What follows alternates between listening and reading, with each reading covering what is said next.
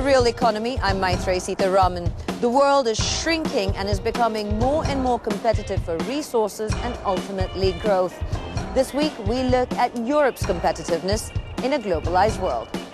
Angel Gurria, Secretary General of the OECD, joins us to talk about whether a shrinking world is changing the way we grow as an economy. We'll then take flight to the highest altitude of competitiveness with Airbus and then take a return flight back to Europe to see why global companies are setting up home here. The US, Russia and China, Europe's three biggest trading partners, contribute between 14 and 10% to EU trade. Such large partnerships are critical not just for global trade, but also for economic growth. So it's crucial we begin with understanding the fundamentals of the trade balance. A country's trade balance is the difference between the value of its exports and the value of its imports. An export is a product made in one country, but sold in another. And an import is a product purchased in one country, but manufactured in another.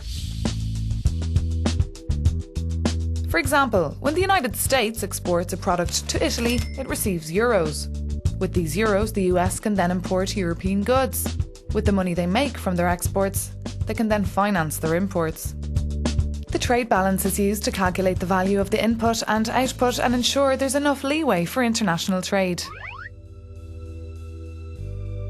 If exports exceed imports, the balance is said to be in excess. But this is not always a good sign for the economy.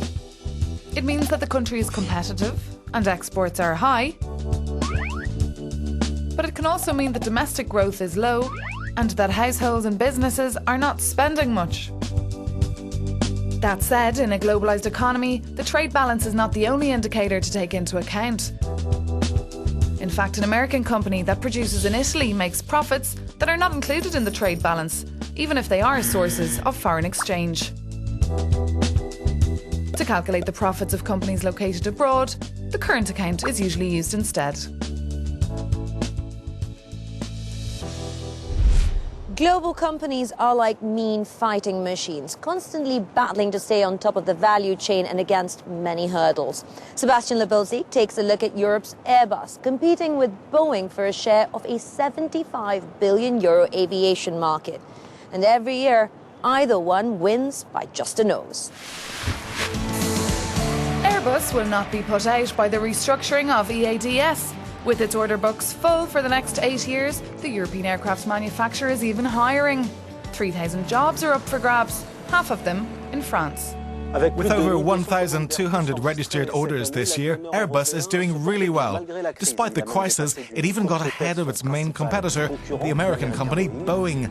And the fact that it's a European company is a real added value. Since its creation over 40 years ago, Airbus has received notable support from a number of European countries. Its research and development fields have been largely propped up by Germany and France, two of the four core Airbus countries. Up to 1/3 of the costs of civil development can be funded by loans from European governments. And this aid means we can take risks with a little less pressure.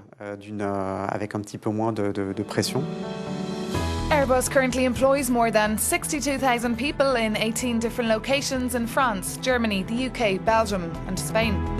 In Europe, Airbus has also become a champion in the area of engines and systems, areas that are crucial for us. And they've become big actors on the world stage that sell to Boeing and Cormac. We're really succeeding in developing an ecosystem. The fact that we're an international company certainly helps us to do business. We're able to understand our customers locally. We are present locally in most of our customers' territories, and we listen very closely to their requirements. In return for handouts, countries demand guarantees, like more jobs for Europe. Difficult, as Airbus actually should be reducing its exposure to the European market. In aeronautics, almost all sales are carried out in US dollars. However, a portion of their cost base is still in Europe. So for all those involved in this production chain, we have the same problem. But the outsourcing of production has caused delays and is weakening the competitiveness of the group. Even the smallest currency fluctuation could impact the operational results of EADS by up to 110 million euros. Today's global economy is structured around value chains like that of Airbus, with goods crossing borders multiple times as inputs, transforming progressively into the final product. So, to understand the issues of globalization and competitiveness, I caught up with Angel Gurria, Secretary General of the OECD, and began by asking him how globally competitive companies could support the sluggish growth of the EU and the world economy. They have to increase their productivity and their competitiveness, and you do that by using global value chains. For Europe, it may be somewhat easier, first of all, because you already have a free trade agreement, second, because it's very natural to integrate production of anything. Europe, of course, is a high knowledge-based production place, and that has to be its comparative advantage.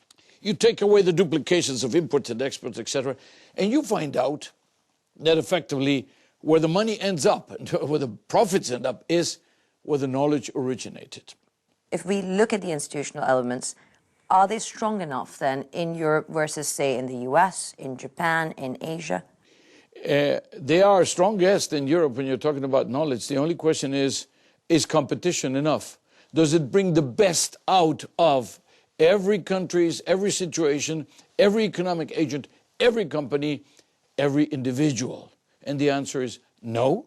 That leaves something to be desired. You're looking at education, you're looking at innovation, at more competition, you're looking at flexibility in the labor markets, flexibility in the product market. These are the issues that are going to keep growth and productivity and competitiveness, and therefore growth, moving in the medium and long term. The only question is, does everybody around the world play with the same rules? Are they playing straight? Do we then get a level playing field by starting these pushes for free trade agreements like we're doing? It's the only way possible, simply because we haven't been able to do Doha.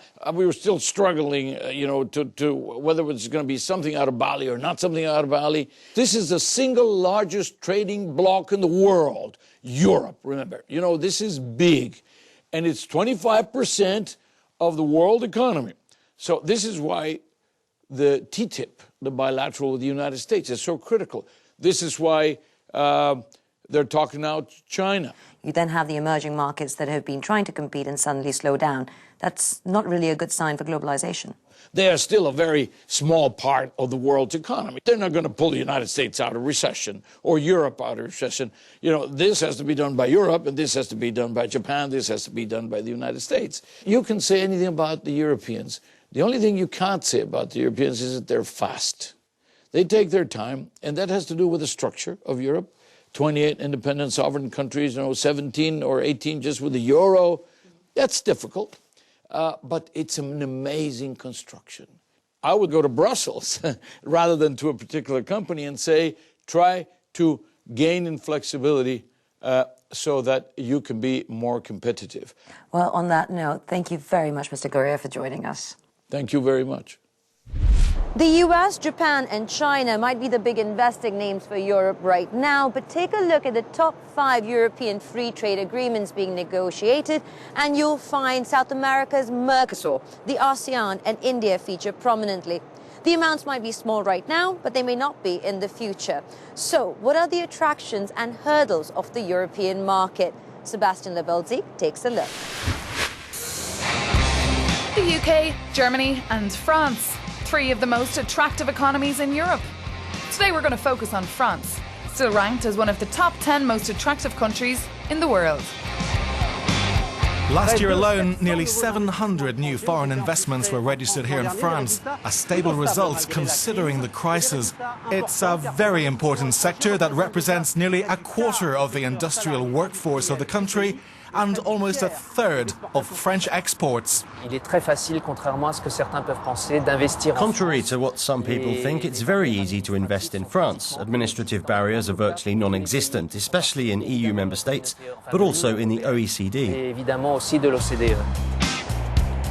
2005, new legislation on strategic interests allowed governments to block foreign investments that are considered suspicious. Technology transfers are particularly scrutinised. This is not protectionism. It's the legitimate desire of states to protect their strategic interests. Europe is responsible for the free movement of capital and investment and keeps an eye on any suspicious deals. But all states have a real responsibility to check if foreign investment taking place in their own country is a threat to national security. Another difficulty for foreign investors in France: taxation is too heavy and the cost of labour too high.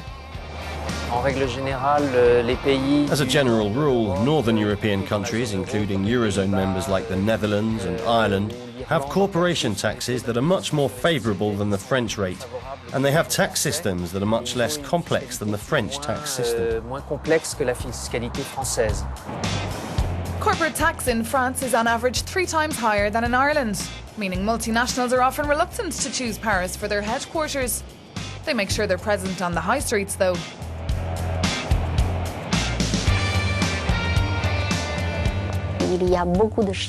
There are many Chinese who have become rich and that now can afford to invest.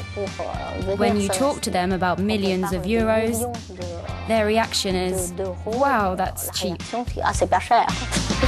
But with less than 1% of investments made in France in 2012, China must fight hard against both administrative and fiscal rigidities. That's a wrap on Real Economy. We'll see you back here in 2014 with an eye on what you spend this Christmas and how your changing consumer behavior may be the defining characteristic of the financial crisis. Until then, have a Merry Christmas and a wonderful New Year.